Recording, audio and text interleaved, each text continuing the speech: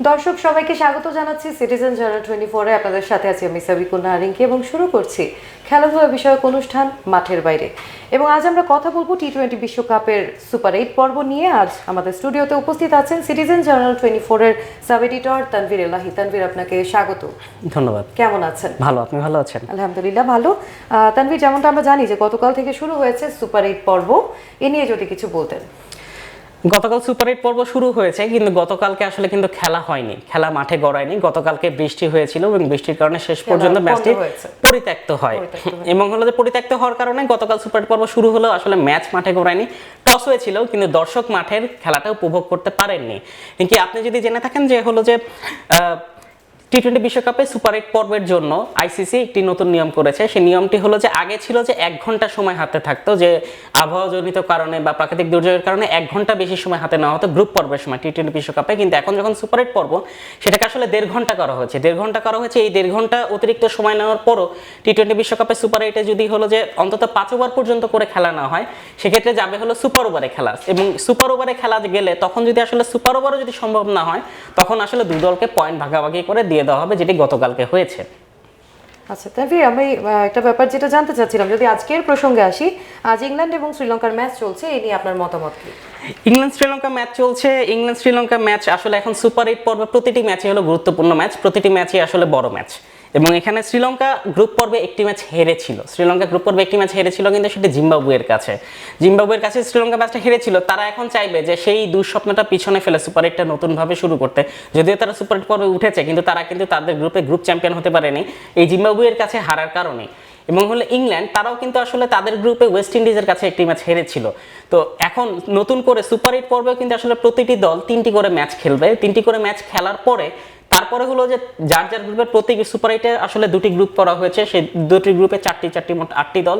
তারা হলো যে 3টি করে ম্যাচ খেলবে। 3টি করে ম্যাচ খেলার পরে যেই দুই দল, প্রতি গ্রুপের যেই দুই দল আসলে শীর্ষ 2-এ থাকবে, তারা আসলে সেমিফাইনাল খেলবে। সন্ধ্যায় ভারত বনাম দক্ষিণ আফ্রিকার ম্যাচ আছে, বলতে গেলে বিগ ম্যাচ, কারণ আমরা ভারতের খেলা নিয়ে আসলে নতুন করে আমার মনে বলার কিছুই নেই। না, টি-20-তে আসলে ভারত এখন বলতে গেলে অপ্রতিরোধ্য বলাই যায়। 2024 টি-20 বিশ্বকাপের চ্যাম্পিয়ন তারা কিন্তু এই দক্ষিণ আফ্রিকাকেই ফাইনালে হারিয়েছিল 2024 টি-20 বিশ্বকাপের ফাইনালে, এবং 7 রানে হারিয়েছিল। এবং যতটুকু যদি আমরা একটু পিছনের দিকে ফিরে যাই, তাহলে হলো 2024 টি-20 বিশ্বকাপের ফাইনালে ডেভিড মিলারের একটি ক্যাচ নিয়েছিলেন সূর্যকুমার যাদব, এবং সেই ক্যাচটি আসলে ম্যাচের মোড় ঘুরিয়ে দেয়। যে ক্যাচটি নিয়ে আসলে এখনো আলোচনা হয়, দক্ষিণ আফ্রিকা ভারত ম্যাচ হলে তখন আলোচনা হয়, এবং অনেকে এখনো হয়তো বা যারা ক্রিকেট ভক্ত আছেন তারা বারবার ইউটিউবে বা অন্যান্য জায়গায় সেই ক্যাচটি দেখে থাকেন। এবং এখন এই যে আজকে যে ম্যাচটি হবে, সেই ম্যাচে দুই দলে চাইবে জিততে। ভারত কখনোই তাদের নিজেদের মাঠে হারতে চাইবে না। দক্ষিণ আফ্রিকা চাইবে যে না, নিজেদেরকে আবারও প্রমাণ করতে, যে না আমরাও আসলে টি-20 বিশ্বকাপের যে ফাইনালে ভারতের কাছে হেরেছিল, সেটি আসলে ভাগ্যের কারণে হেরেছিল, সেটি তারা প্রমাণ করতে চাইবে।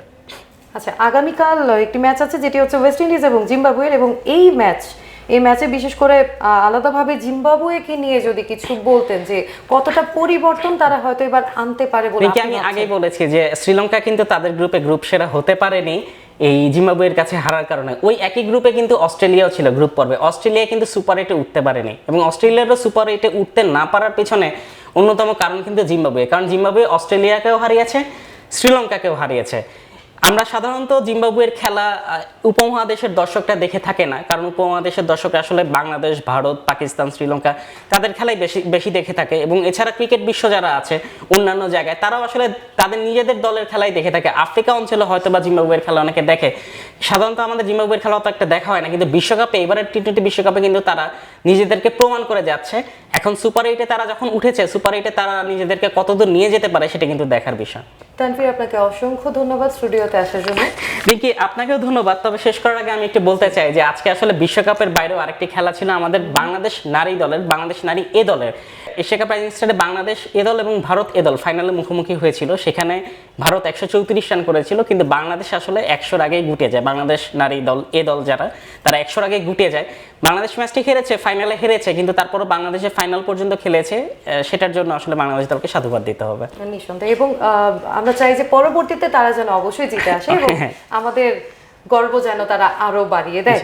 দর্শকদের জন্য বলবো এই ছিল আজকে T20 বিশ্বকাপ সুপার 8 পর্ব নিয়ে মাঠের বাইরেতে আজকের আলোচনা। আজকের মতো বিদায় নিচ্ছি, কথা হচ্ছে আবারও মাঠের বাইরে পরবর্তী পর্বে। ততক্ষণ পর্যন্ত ভালো থাকুন, সিটিজেন জার্নাল 24 এর সাথেই থাকুন।